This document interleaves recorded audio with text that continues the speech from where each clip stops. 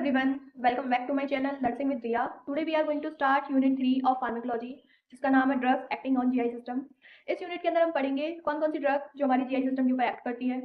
सबसे पहले हम देख लेते हैं इस यूनिट के अंदर हम कौन कौन से टॉपिक्स पढ़ने वाले हैं। First, emetic drug, antiemetic drug, laxative and purgative drug, antacid and antipeptic ulcer drug, antidiarrheal जैसे कि fluid and electrolyte therapy, furazolidone, dicyclomine. इन सारी ड्रग के अंदर भी हम क्या पढ़ेंगे, इनके कंपोजिशन, इनका एक्शन, इनका doses, route, indication, contraindication, drug interaction, side effect, adverse effect, toxicity and the role of nurse. Laxatives and purgatives. Laxatives are the substances that promote bowel movement and relieve constipation. Laxatives कौन से substance या फिर drug होते हैं जो क्या promote करते हैं, बाउल के मूवमेंट को और कॉन्स्टिपेशन में रिलीफ प्रोवाइड करते हैं। Purgatives are the stronger agent that cause rapid fluid evacuation from the bowel. Purgatives क्या होते हैं, स्ट्रॉन्गर एजेंट्स होते हैं एज कंपेरिजन किसके, लैक्सेटिव्स के। वो भी क्या करते हैं, बाउल में से रैपिड फ्लूइड इवैक्यूएशन, मतलब जब भी हम कोई डायग्नोस्टिक के लिए जाते हैं, कोई प्रोसेसर के लिए जाते हैं, तब हम परगेटिव्स का यूज करते हैं। अब हम देखेंगे types of laxatives. First, bulk forming laxatives, suitable for chronic constipation and can be use for long term. Bulk forming laxative कब यूज किए जाते हैं, क्रोनिक कॉन्स्टिपेशन में, और लॉन्ग टर्म के लिए हम इसको यूज कर सकते हैं। Bulk forming laxatives increase the bulk and water content of the stool, make it easier to pass.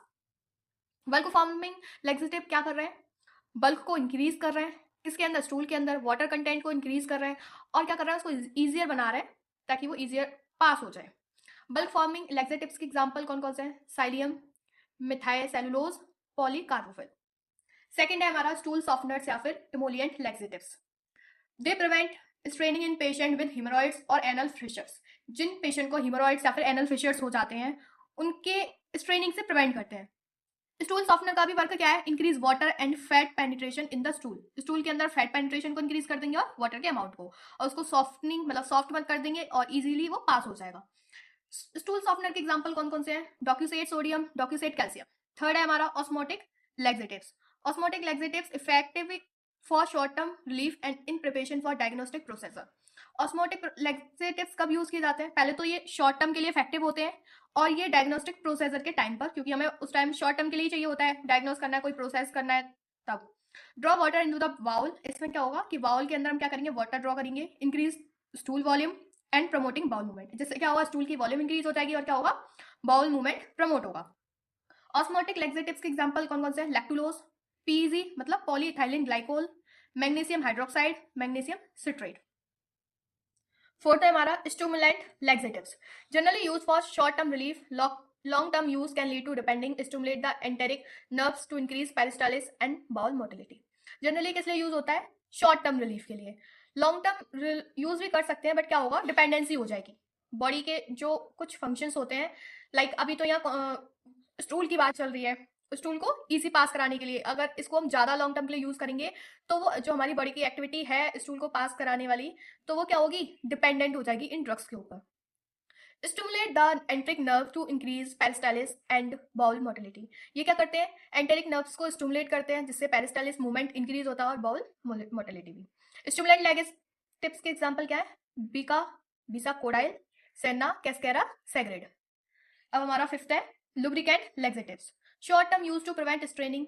Short term किस लिए यूज किया जाता है, स्ट्रेनिंग से बचाने के लिए। Long term is not recommended due to potential side effect. Lubricants laxatives को हम लॉन्ग टर्म यूज नहीं कर सकते क्योंकि इसके पोटेंशियल साइड इफेक्ट्स होते हैं।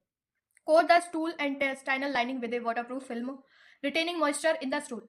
इसमें क्या होता है, जो स्टूल जब हम लुब्रिकेंट लैक्सेटिव्स देते हैं, ये क्या करता है, स्टूल को कोट कर देता है, और जो इंटेस्टाइनल लाइनिंग है हमारी, उसको भी कोट कर देता है, एक वाटरप्रूफ फिल्म बना देता है, जिससे क्या होगा, उसमें मॉइस्चर रहेगा और हमारा स्टूल आसानी से पास हो जाएगा। लुब्रिकेंट लैक्सेटिव का एग्जांपल क्या है, मिनरल ऑयल। अब हम कुछ डिफरेंसेस देख लेते हैं लैक्सेटिव और परगेटिव्स में। Purgatives are stronger and induce more rapid bowel evacuation.